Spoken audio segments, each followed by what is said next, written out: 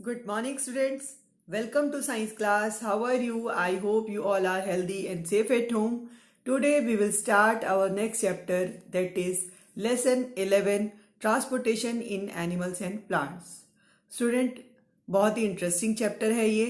और इस चैप्टर में जैसे कि आप सभी को नाम से समझ में आ रहा होगा कि हम कुछ ट्रांसपोर्ट रिलेटेड बात करने वाले हैं, राइट? तो स्टूडेंट, फर्स्ट ऑफ ऑल हमें ये पता होना चाहिए कि ट्रांसपोर्टेशन क्या होता है। तो स्टूडेंट, ट्रांसपोर्टेशन आप सभी को मालूम है कि किसी भी चीज को एक प्लेस से दूसरी प्लेस पे ले जाने को हम क्या बोलते हैं स्टूडेंट? ट्रांसपोर्टेशन बोलते हैं।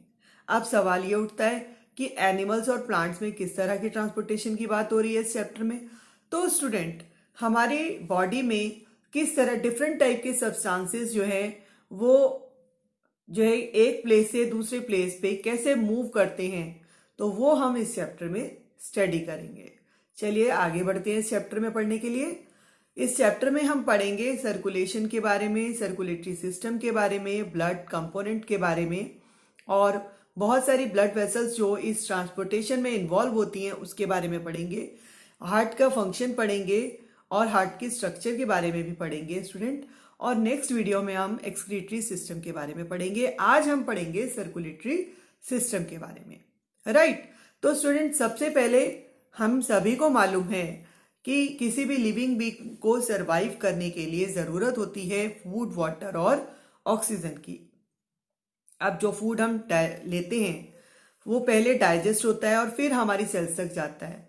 इसी तरह से जो ऑक्सीजन होती है वो हमारे, जब हम इनहेल करते हैं तो वो हमारे लंग्स में जाती है और लंग्स के थ्रू फिर वो बाद में बॉडी की हर सेल में जाती है, राइट? तो इस तरह से इट मीन्स क्या हो रहा है कि ऑक्सीजन भी आपकी जो है वो ट्रांसपोर्ट हो रही है, और जो हम फूड डाइजेस्ट कर रहे हैं वो भी डाइजेस्ट होने के बाद ट्रांसपोर्ट हो रहा है।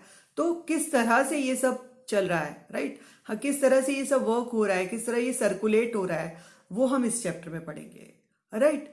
स्टूडेंट, जो ऑक्सीजन होती है जब हम उसको इनहेल करते हैं तो वो हमारे लंग्स में आती है, राइट? लंग्स में आती है और लंग्स में आने के बाद वो फाइनली ट्रांसपोर्ट हो जाती है सेल्स में, बॉडी के हर सेल्स में। तो ऑक्सीजन की प्रेजेंस में जो सेल्स होती हैं वो बहुत सारी मेटाबॉलिक प्रोसेस करती हैं और इन प्रोसेस के बाद रिलीज होती है एनर्जी। बहुत सारी वेरियस एक्टिविटीज में हम इन एनर्जी को यूज करते हैं, लेकिन इस एनर्जी के अलावा भी बहुत सारे वेस्ट प्रोडक्ट भी आपके प्रोड्यूस होते हैं जिनका कि हमारी बॉडी से रिमूव होना बहुत ही जरूरी होता है, राइट? तो अगर ये जो वेस्टेज हैं ये अगर रिमूव नहीं होंगे हमारी बॉडी से तो हमारी बॉडी में कुछ और जो है दिक्कत हो सकती हैं, प्रॉब्लम्स खड़ी हो सकती हैं, राइट? तो उनको, इसका मतलब ये हुआ कि हमारी बॉडी से जो वेस्ट प्रोडक्ट है उनका बाहर जाना जरूरी है, और जो हमारे न्यूट्रिएंट्स हम डाइजेस्ट करने के बाद मिल रहे हैं हमें, वो हमारी हर सेल तक जाना जरूरी है। तो किस तरह से ट्रांसपोर्ट हो रहा है? इट मीन्स क्या हो रहा है कि ट्रांसपोर्टेशन हो रहा है। डिफरेंट टाइप के सब्सटेंसेस जो होते हैं वो हमारी बॉडी में ट्रांसपोर्ट हो रहे हैं वन प्लेस टू अनदर। तो वही आज हम इस चैप्टर में पढ़ने वाले हैं कि किस तरह से जो है ट्रांसपोर्ट ऑफ वेरियस सब्सटेंसेस जो होते हैं वो प्लांट्स और एनिमल्स में मूव करते हैं, राइट? तो पढ़ते हैं हम सर्कुलेटरी सिस्टम के बारे में। स्टूडेंट, हम पढ़ने वाले हैं ह्यूमन बींग्स के सर्कुलेटरी सिस्टम के बारे में। और सर्कुलेटरी सिस्टम में आपका आता है ब्लड, ब्लड वेसल्स और हार्ट, राइट? क्या क्या आता है स्टूडेंट? हमारा जो सर्कुलेटरी सिस्टम होता है वो ब्लड, ब्लड वेसल्स और हार्ट से मिलकर बनता है। और इसमें क्या होता है, जो हार्ट होता है, हार्ट से ब्लड ऑल पार्ट्स में जाता है, फिर ऑल पार्ट से ब्लड हार्ट में आता है। तो ये सर्कुलेशन चलता रहता है ब्लड का, राइट? तो सबसे पहले हम बात करते हैं अपने सर्कुलेटरी सिस्टम में फर्स्ट आपका ब्लड की, राइट? ब्लड के बारे में पढ़ेंगे स्टूडेंट। ब्लड यानी कि आप खून जिसे कहते हैं, आप सभी को मालूम है ये एक फ्लूइड होता है जो कि हमारी वेसल्स, आपको अगर इस पिक्चर में आप ध्यान से देखें तो ये आपको वेसल्स दिख रही होंगी, कुछ आपको ब्लू और रेड कलर की कुछ आपको दिखाई दे रहा होगा डायग्राम में, इस तरह से जैसे ट्यूब सी होती है, इस तरह का कुछ पिक्चर दिख रहा है। ये हमारी ब्लड वेसल्स हैं, आर्टरीज और वेन, राइट? इसी के अंदर आपका ब्लड फ्लो करता है। जैसे आपका एक पाइप होता है, पाइप के अंदर वाटर फ्लो करता है ना, उसी तरह से हमारी बॉडी में भी बहुत सारे पाइप है, पाइप लाइक स्ट्रक्चर्स है, जिनको हम ब्लड वेसल्स का नाम देते हैं। और इन्हीं के अंदर हमारा जो ब्लड है वो फ्लो करता है। और ब्लड के साथ साथ हमारा क्या क्या ट्रांसपोर्ट होता है स्टूडेंट? ब्लड जो है वो ट्रांसपोर्ट क्या क्या करता है? फूड को, गैस को और वेस्ट प्रोडक्ट्स को, राइट। अब हम बात करते हैं कि हमारा जो ब्लड है वो कितने टाइप के कंपोनेंट से मिलकर बनता है। तो स्टूडेंट, हमारा ब्लड जो है वो 4 टाइप के कंपोनेंट से मिलकर बनता है। सबसे पहले हम बात करते हैं अपने रेड ब्लड सेल्स की। Red blood cells red colour का होता है। रेड कलर का क्यों होता है स्टूडेंट? क्योंकि उसमें एक रेड पिगमेंट होता है जिसका नाम हीमोग्लोबिन होता है, राइट। हीमोग्लोबिन की प्रेजेंस की वजह से हमारे ब्लड का कलर रेड होता है। और ये हीमोग्लोबिन बहुत ही इंपॉर्टेंट रोल प्ले करता है। ये अपने साथ ऑक्सीजन को और कार्बन डाइऑक्साइड को ट्रांसपोर्ट करता है। ऑक्सीजन को आपको जो है ट्रांसपोर्ट करके लंग्स टू सेल्स में लेके जाता है और कार्बन डाइऑक्साइड को सेल से लंग्स की तरफ लेके जाता है। ये काम हीमोग्लोबिन करता है, राइट।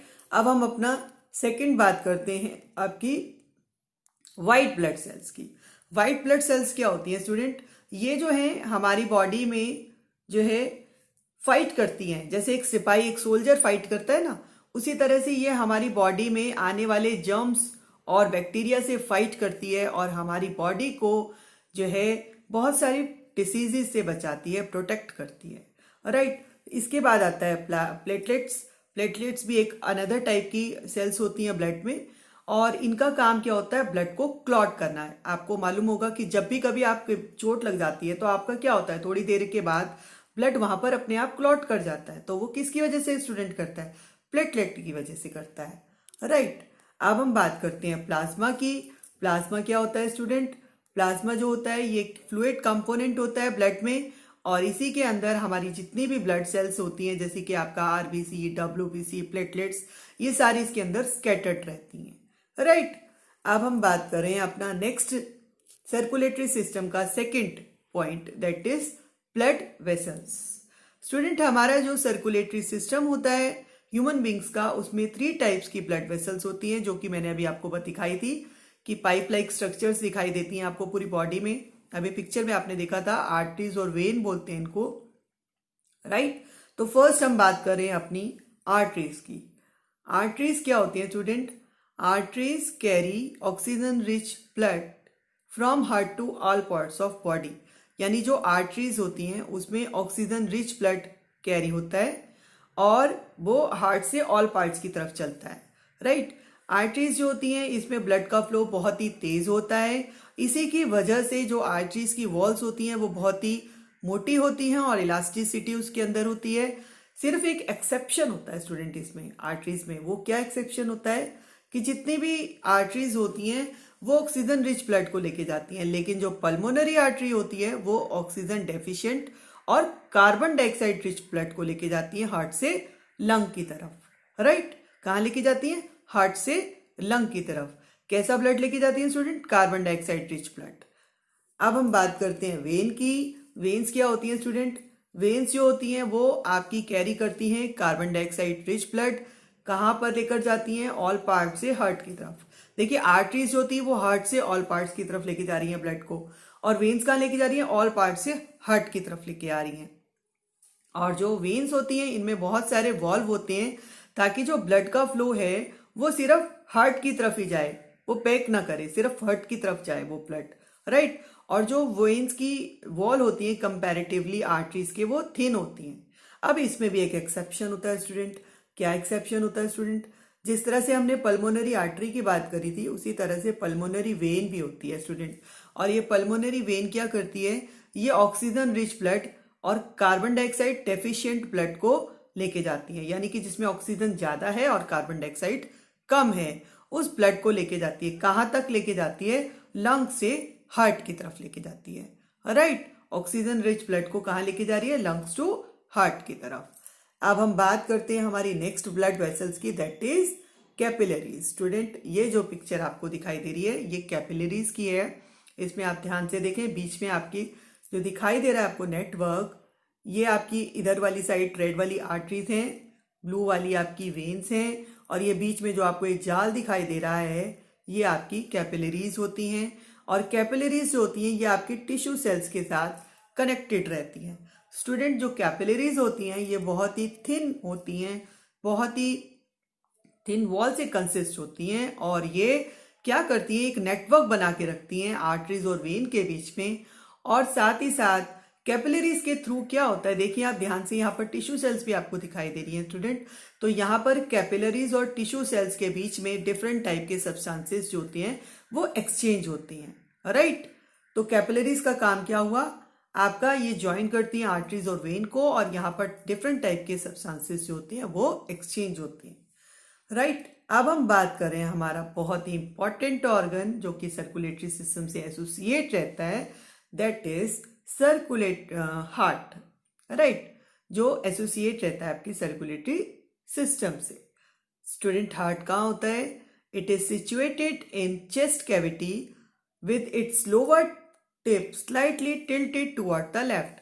अगर आप ध्यान से देखें स्टूडेंट तो ये थोड़ा सा स्लाइटली टिल्टेड है, थोड़ा सा झुका हुआ है लेफ्ट की तरफ, राइट। और जो हमारा हार्ट होता है स्टूडेंट, ह्यूमन बींग्स के हार्ट में 4 चैम्बर्स होते हैं। ये देखिए, first left atrium, right atrium, second chamber, third left ventricle, fourth right ventricle. यानी कि 2 अपर चैम्बर्स हैं और 2 लोअर चैम्बर्स हैं।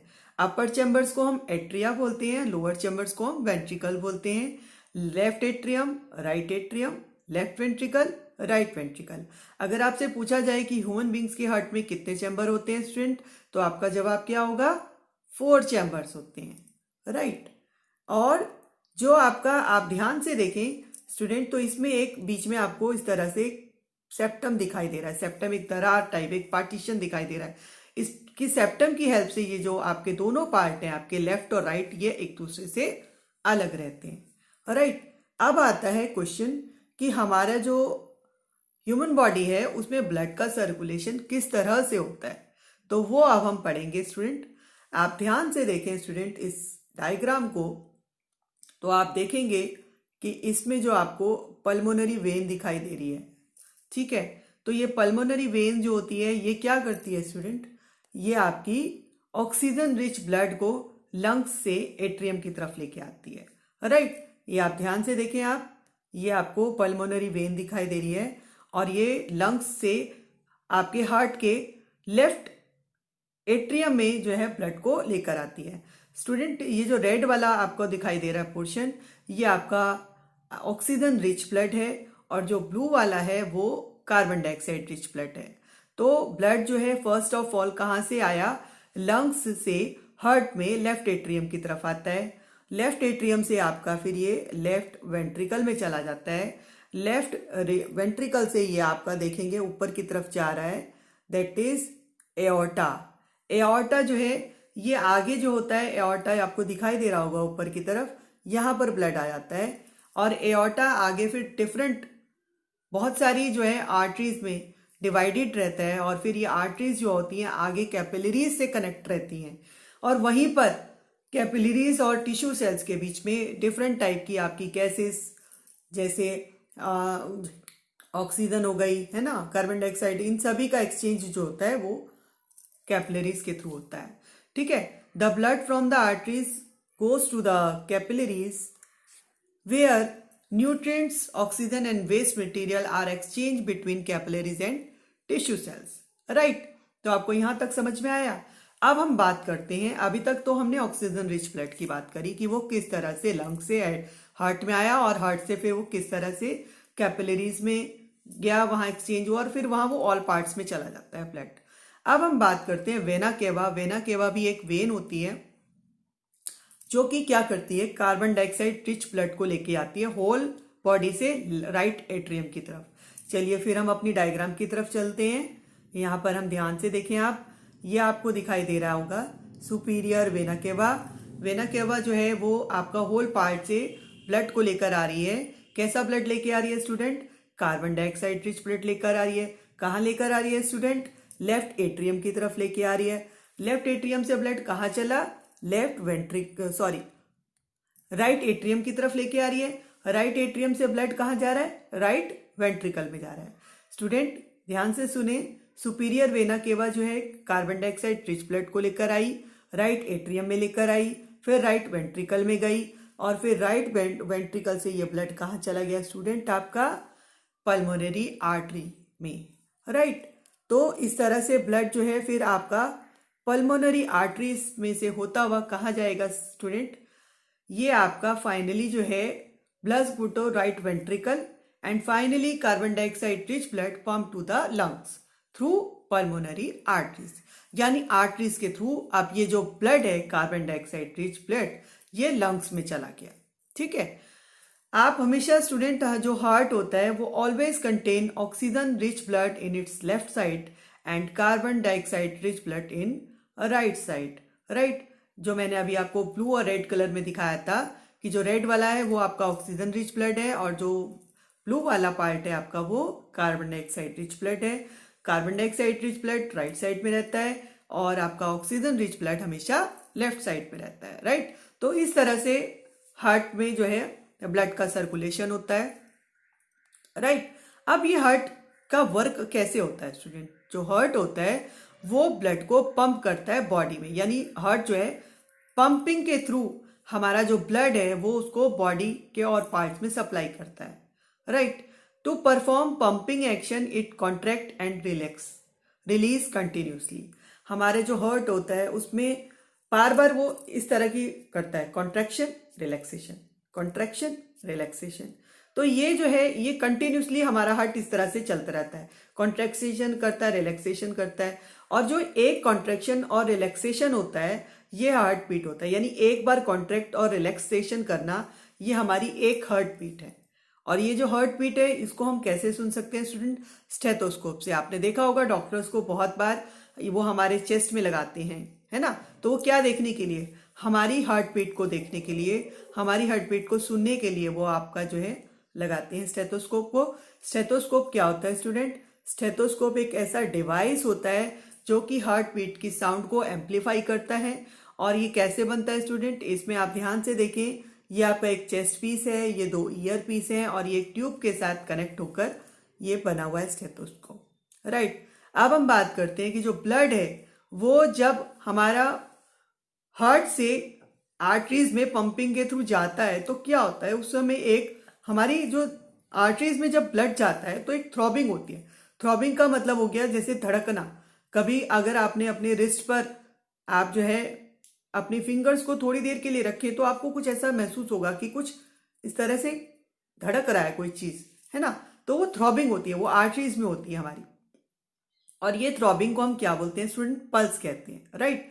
ये इसका मतलब ये हुआ कि जो हमारी हार्ट बीट है और जो हमारी पल्स है वो रिलेटेड है, क्योंकि जब हमारा ब्लड जो है हमारी आर्टरीज में जा रहा है तो एक थ्रॉबिंग जो है वो क्रिएट हो रही है, राइट। यानी कि each heart beat generate a pulse in arteries.